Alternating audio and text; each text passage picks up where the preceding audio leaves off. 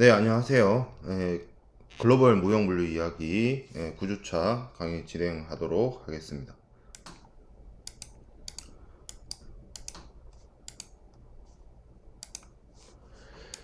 자, 우리가 오늘 살펴볼 내용은 이제 중세를 지나서 중세를 지나서 이제 근대로 이렇게 넘어오게 되는데, 근대로 넘어오는 과정 속에서는 이제 경제적 변화도 뭐 중요하지만 어떤 사회적 어떤 변화가 크게 많이 일어납니다. 대표적으로 뭐 프랑스 대혁명이라든지 뭐 미국의 독립이라든지 뭐 이런 것들이 이제 큰 사회적 변화로 다가오고 그 사회적 변화 속에서 사람들의 의식이나 인식이나 이런 것들이 성장하게 되고요. 또 그런 과정 속에서 산업혁명이라는 어떤 경제적인 성과나 성취, 발전, 기술 혁신 이런 것들이 이제 일어나게 됩니다.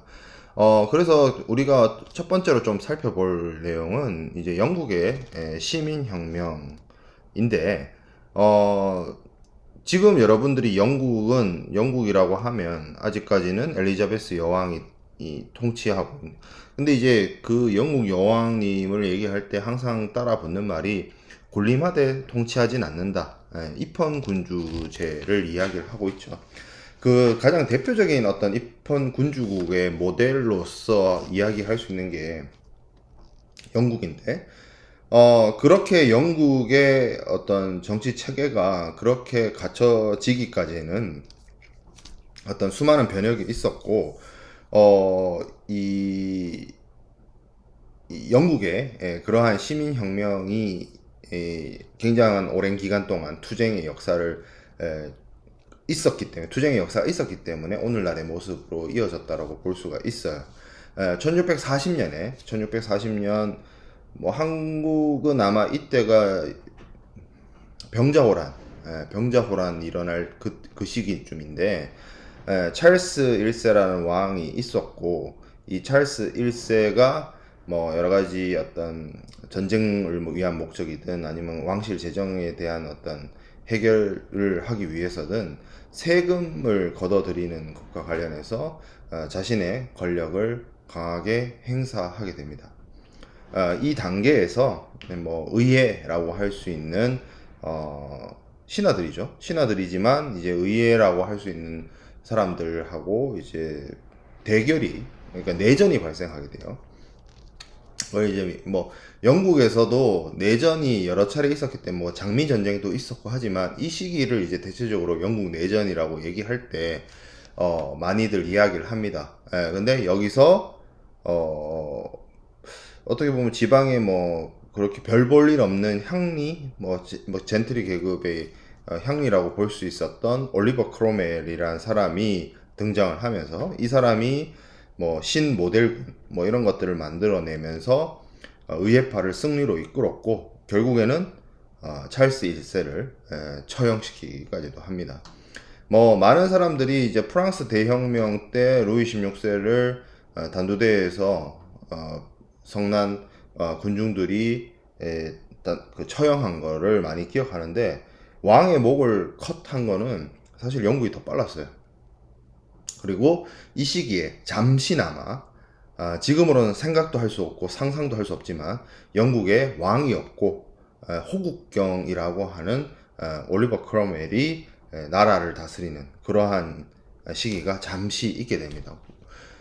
그런데 이 올리버 크롬웰의 어떤 통치도 뭐 영구적으로 지속되지는 못했고, 반대파에 의해서 올리버 크롬웰 사후에 이 다시 정권이 바뀌게 되고, 찰스 1세의 아들인 찰스 2세가 귀국해서 다시 영국 왕실이 복권되는 왕정 복고가 이루어지게 됩니다.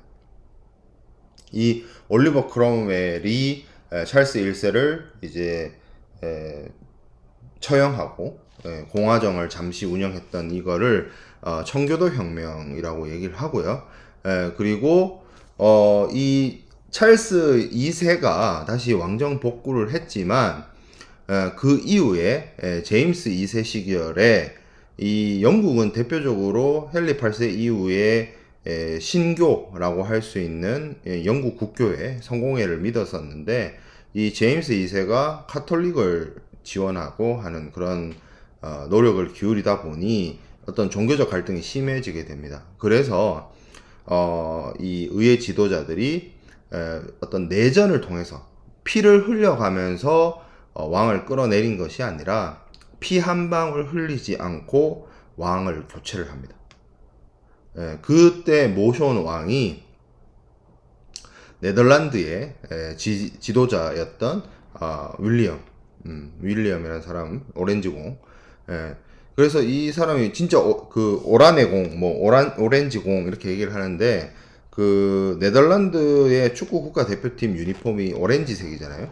그 기원이 여기 있습니다. 이 사람에 의한 건데, 그래서 이 사람이 네덜란드의 군주이면서 영국의 왕인 뭐 그런 시기가 있었어요. 동군, 그걸 이제 서로 다른 나라가 똑같은 왕을 왕으로 모시는 그런 형태를 이제 동군연합이라고 하는데, 그렇게 피 한 방울 흘리지 않고 왕을 교체하는 혁명이 일어나게 됩니다. 그걸 이제 피 한 방울 흘리지 않은 명예로운 혁명이라는 뜻에서 명예혁명이라고 불리고요. 이제 쉽게 말해서 영국의 의회가 영국 밖에 있던 사람을 왕으로 모셔온 거예요. 그분은 외부에 있던 분이고, 사실 이 1688년에 이 일이 있기 전에 뭐 자세한 설명을 드리진 않았지만 영국과 네덜란드가 전쟁도 치르거든요. 그걸 이제 영란 전쟁이라고 하는데, 아니 그런 서로 전쟁하던 나라의 왕을 모셔와서 왕으로 삼은 거예요. 그 뭐 먼 친척이란 이유로. 그렇지만 생각을 해보면 그렇게 왕으로 추대된 어떤 경우에는 영국 내의 국내 사정이나 상황을 정확하게 알 수가 없죠. 그렇기 때문에 의회가 주도를 하는, 국정을 주도하는 형태가 되고, 뭐 쉽게 말해서 왕은 뭐 그것을 어떻게 보면 뭐 추인하거나 뭐 승인하는 정도의 역할. 그러면서 그 국정 운영 자체의 주도권이 왕에서 의회, 그리고 의회의 다수당의 당수인 총리, 이런 사람들에 의해서 이끌어 나가는 입헌 군주정이 이 시기에 이제 확립되게 됩니다. 그래서 어떤 국내에 있어서의 정치, 특히 이제 뭐 세금 징수라든지 뭐 이런 부분들을 의회에 의해서 이끌어 나가는 그런 형태로 의회 책임제, 의회 내각제, 입헌 군주정, 이런 정치들이 이런 것들이 이제 등장을 하게 되었고, 그런 것들을 이거를 이제 법제화한다고 할까요? 그게 이제 1689년에 있었던 건리장전이라는 사건입니다. 이 그림은 이 찰스 1세가 이제 처형당하는 그림을 이제 가져온 거고요. 이 시기에 영국 내전의 이 흐름을 살펴볼 수 있는 그림입니다. 그래서 왕당파, 그러니까 찰스 1세파와 의회파, 올리버 크롬웰이 이끄는 의회파의 군대가 전투를 해서 결국에는 의회파가 승리를 거두게 되고, 이 시기에 이 올리버 크롬웰이 영국 내에서 내전만 한 것이 아니라 자신의 어떤 군사력으로 스코틀랜드도 원정을 가고, 특히 아일랜드로도 원정을 가는데, 이 아일랜드 원정이 굉장히 아일랜드 사람들한테는 좀 치명적이었나 봐요. 그러니까 좀 이 시기에 아일랜드 인구의 많은 부분이 희생당하는 그런 일들이 있어가지고, 그 이유는 그것 때문이죠. 이것도 종교 때문이에요. 이 영국이, 쉽게 말해서 영국이 왕당파와 의회파로 나뉘어서 내전을 치르는 그 상황 속에서 아일랜드 사람들이 자신들의 어떤 정치적 독립을 위해서 뭐 이런 역할들을 하다 보니, 그거를 이제 진압하기 위해서 영국의 내전이 끝난 이후에 올리버 크롬웰이 아일랜드로 쳐들어가게 되는데, 거기서 많은 인명 피해가 발생하게 됩니다. 그런 사건들이 있었어요. 네, 그런 사건들로 있어서 사실 이 영국의 왕이 없던 시기였잖아요. 이 올리버 크롬웰이 있던 시기. 그래서 이 시기가 어떻게 보면 영국 왕실에 있어서는 흑역사고, 나중에 그 찰스 2세가 그 다시 이제 왕이 된 다음에 올리버 크롬웰의 어떤 시신을 무덤에서 꺼내서 참수하는, 이 동양에서 말하는 부관 참시, 무덤에 있는 시체를 꺼내서 처형을 하는 뭐 그런 일도 있고 그랬습니다. 뭐 거기까지 말씀을 드렸고요. 그래서 이 영국의 시민혁명이란 게 결국에는 뭐 청교도 혁명 있어서 이제 왕을 처형을 했다가 왕을 다시 복귀시켰다가 그리고 이제 명예혁명을 통해서 권리장전을 이끌어내고 입헌군주제가 이제 자리를 잡는 그런 식의 어떤 변화, 사회적, 정치적 변화가 일어나게 되는데, 어떻게 보면 물론 이 과정 속에서 영국도 내전을 치르긴 했습니다만, 그렇다 하더라도 이러한 변화는 아무래도 상대적으로 프랑스 혁명에 비하면 점진적이고 온건적인 성격의 변화였다라고 볼 수가 있어요. 이러한 변화를 통해서 국왕이나 이런 소수의 사람들이 권력을 독점하는 것이 아니라 여러 가지 중산층, 부르주아지라든지 이런 사람들에게 권력이 분산되는 그러한 모습으로 변화하게 되었고, 그리고 이렇게 국왕이라 할지라도 세금을 마음대로 걷는다든지 뭐 이런 행위를 쉽게 할 수가 없다는 것 자체가 개인이 가지고 있는 재산권이라든지 이런 어떤 권리라든지 이런 것들이 중요시하게 되었고 보호되어야 된다고 생각을 했고, 뭐 누군가의 어떤 일방적인 독주나 독재에 의해서 어떤 정책이 만들어지는 것이 아니라 다수가 참여하는, 물론 그 참여할 수 있는 사람의 어떤 자격이나 이런 것들은 뭐 제한이 있었겠죠. 뭐 여성에 대한 부분이나 이런 것들, 뭐 노예나 이런 사람들에 대한 어떤 부분에 있어서는 뭐 제약이 있었겠습니다만, 어찌됐든 한 사람 혹은 소수의 사람이 국정을 운영하는 것이 아니라 의회를 통한, 집단 지성을 통한 어떤 새로운 정치, 새로운 사회 질서가 확립이 되고, 거기에 따라서 어떤 사적 재산권에 대한 보호, 그리고 이런 것들이 이루어지게 되고, 사적 재산에 대한 보호가 제대로 이루어지고 시스템이 그렇게 바뀌어가면서 뒤에서 얘기하는 어떤 산업혁명이라든지 그런 것들이 태동하게 될 수 있는 어떤 베이스가 되지 않았나, 이런 생각을 저는 가지고 있습니다. 자, 그러면 이게 이제 사회적 혁명, 사회적 변화의, 정치체계의 어떤 사회적 변화의 순한 맛이라고 한다면 매운맛이 있어요. 매운맛이 이제 프랑스 혁명입니다. 영국하고는 다르게 프랑스의 어떤 시민혁명은 굉장히 급진적이고 폭력적이고, 어떻게 보면 정말로 충격적으로 진행이 됩니다. 프랑스는 지금도 뭐 유럽 내에서의 역할이 EU 그리고 나토의 중심국가인 것처럼 정치 경제적으로 굉장히 강대국이죠. 유럽 대륙 내에서도 강대국인데, 특히 뭐 루이 14세 뭐 태양왕, 그렇죠? 베르사유 궁전, 뭐 태양왕으로 대표되는 그런 어떤 절대 왕정의 시기도 있었고, 그 절대 왕정을 바탕으로 영국 유럽 내에서 어떤 정치적으로든 경제적으로든 문화적으로든 굉장히 강력한 국가였는데, 이 루이 14세가 자신의 어떤 권력이 강할 때 자기가 스스로 짐이 곧 국가다라고 했으니, 이 루이 14세가 굉장히 전쟁 같은 걸 많이 해요. 뭐 어떤 자신의 어떤 정치적 승리를 통해서, 군사적 승리를 통해서 어떤 자신의 왕권을 강화시키려고 하는 목적이었겠죠. 어찌됐든 많은 전쟁을 치르고 하다 보니 이 국가 재정에 대한 부담이 늘어나게 됩니다.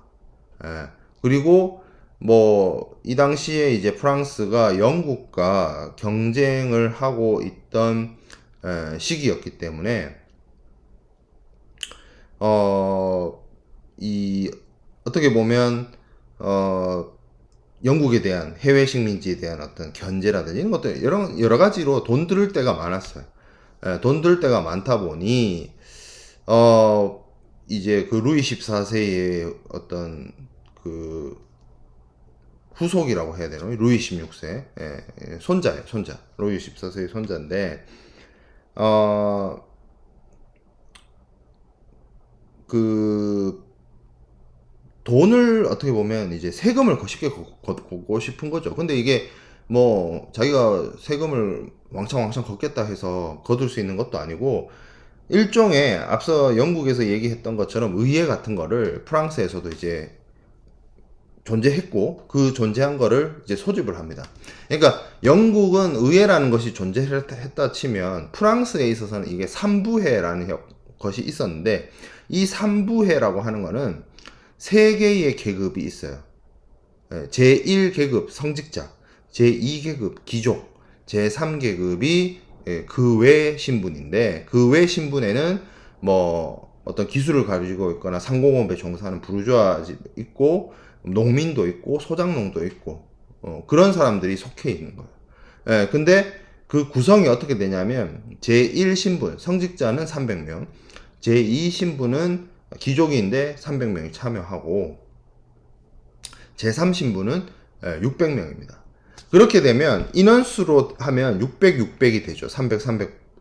그러니까 이게 사회적 특권을 가지고 있는 계급이 성직자와 귀족이라고 생각을 하면 600대 600이 되는데, 투표를 할 때 그렇게 안 한 거죠. 신분당 한 표로 간 거예요. 그래서 그렇게 되면 2대1이 되는 거죠. 그래서 제3 신분이라고 할 수 있는 부르주아 계급들이 자신들의 어떤 의견이나 이런 것들이 반영되지 못하는 그러한 상황이 몰리게 되는 거죠. 그래서 그런 것들이 굉장히 불만이 폭주하게 됩니다. 그런 상황에서 이제 혁명이 발생하게 되는 거죠. 그래서 3부회를 구성하는 세 개의 신분 중에서 이 세 번째 신분이 자신들의 어떤 정치적인 권리를 주장을 하면서 쉽게 말해서 그 바스티유 감옥을 이제 공격을 하는 그러한 일들이 발생하게 되었고, 굉장히 복잡한 과정 속에서 이제 뭐 이게 제가 프랑스 대혁명의 그 사건들을 일일이 다 얘기하면 이게 내용이 너무 많아서 이 수업 글로벌 무역 물류 이야기의 본질을 벗어나는 사안이 될 수도 있기 때문에 뭐 자세하게 설명은 하진 않겠지만, 쉽게 말해서 굉장한 혼란을 겪습니다. 왜냐면 아직까지도 이 프랑스라 할지라도, 프랑스가 뭐 이 혁명을 일으킨 이 시점에라고 할지라도 그 혁명을 일으킨 사람들 속에서 그래도 왕을 죽이기에는 왕을 죽일 수 없다라고 하는 그런 온건파가 있을 수 있고, 급진파가 있을 수 있어요. 뭐 그러니까 여러분들도 어떤 조직이 있고 모임이 있다 보면 생각이나 견해 차이는 늘상 있는 것이고, 그것이 누가 맞고 누가 틀리고가 아니라 그 조직 내에서 여러 가지 다양한 의견들이 나오고, 그 여러 가지 다양한 의견들을 모으고 논의를 하고 하는 과정 속에서 최적의 결론, 최선의 선택을 하는 것이 보통 필요로 한데, 이 프랑스 혁명을 일으킨 사람들 속에서도 급진파가 있고 온건파가 있었던 거죠. 그래서 그 갈등이 많이 첨예하게 대립이 되었고, 그것이 그냥 갈등 단계로 끝나는 것이 아니라, 이 처음에는 루이 16세의 목을 치고 구체제, 그러니까 성직자나 귀족으로 이루어진 그 구체제를 이제 프랑스 말로는 앙시앙 레짐이라고 하거든요. 기존의 구체제. 이 기존의 구체제를 부수는데 목표가 있었다면, 그 구체제를 끝내고 왕정을 끝내고 공화정을 설립을 했는데, 프랑스 제1공화정을 설립을 했는데, 이 프랑스 제1공화정을 운영하는 그 과정 속에서도 이 국민회의라고 하는 그 조직 내에 여러 가지 정치적 견해 차이, 어떤 성향의 차이, 이런 것들로 갈등이 계속 빚어지게 됩니다. 그리고 그 갈등이 결국에는 반대파도 자신과 다른 생각을 가지고 있는 사람을 다른 생각으로 가진 사람이라고 생각하는 것이 아니라, 저 사람은 나와 다른 생각을 가졌다, 나와 다른 생각을 가진 건 틀린 거다 이렇게 생각해요. 생각이 다른 정도일 뿐인데 그걸 틀렸다고 생각하고 반대파를 다 숙청하기 시작해요. 그냥 숙청하는 게 여기서 말하는 숙청이란 건 어디 감옥 보내거나 기양 보내거나 뭐 아니면 뭐 공무원 공직에 못 오게 그냥 그냥 저기 제하로 보내거나 이게 아니고요. 그냥 단두대예요, 단두대. 제대로 된 어떤 오늘날로 치면 정상적인 재판에 의해서 뭐 처벌을 하는 것이 아니라 그냥 반대편 그냥 다 숙청하는 거예요, 단두대로. 예. 그래서 이 프랑스 혁명을 주도했던 뭐 로베스피에라든지 당통이라든지 이런 사람들이 똑같이 루이 16세와 동일하게 단두대 기요틴에서 목이 잘려서 생을 마감을 합니다. 그래서 극심한 혼란을 겪어요. 처음에는 앙시앙 레짐, 기존의 기득권을 가진 성직자라든지 귀족이라든지 이런 사람들을 물리치고 축출하고 그 사람들의 어떤 기득권을 뺏어서 많은 유상계급에게 나눠준다는 취지였으나 그 과정 속에서 권력을 잡은 사람들이 자신의 의견을 관철하고 하는 과정 속에서 정적을 제거하고 뭐 이런 식으로 변질되고 그런 어떤 정치적인 혼란과 문제점들이 결국에는 무엇으로 이어지게 되느냐? 나폴레옹의 등장으로 이어지는 그런 흐름으로 가게 됩니다. 뭐 굉장히 수많은 이벤트가 있고 복잡다단한 프랑스 혁명을 굉장히 짧게 제가 축약을 해서 여러분들께 설명을 드렸고, 우리가 여기서 체크해야 될 것은 이 뭐 여러 가지 사안들이 있어요. 이게 이제 요 그림은 어떻게 보면 프랑스 파리에 있는 바스티유라는 어떤 쉽게 말하면 이제 그 절대 왕권을 상징하는 그런 곳이었어요. 여기가 이제 일종의 뭐 런던 타워처럼 어떤 제수들을 가두는 감옥이기도 했고 군사적 요새이기도 했던 곳인데, 여기를 이제 시민군이 공격을 해서 함락을 시키는 것으로 프랑스 혁명이 이제 폭발하게 되는 것이고, 이 그림은 이 삼부회의 모습입니다. 세 개의 신분이 모여서 회의를 하는 그런 모습. 그리고 이 앙시앙 레짐을 상징하는 그림입니다. 성직자와 귀족이 이 생산 계급의 유산 계급의 등에 올라타 있고, 모든 어떤 생산과 세금과 이런 것들은 제3신분이 부담하는 그런 모순적인 체제를 이제 구체제, 기득권 체제, 앙시앙 레짐이라고 이야기를 하죠. 그래서 그걸 타파하고 이제 프랑스 혁명이 일어났고, 프랑스 혁명은 그래서 이 어떤 그 이념 자체로는 향후의 민주주의 국가와 민주공화정에, 그리고 그 이후에 프랑스 혁명 이후에 여러 가지 어떤 인권에 대한 인식이라든지 사람의 권리에 대한 인식이라든지 이런 것들을 바꿀 수 있을 정도로 큰 사건이었어요.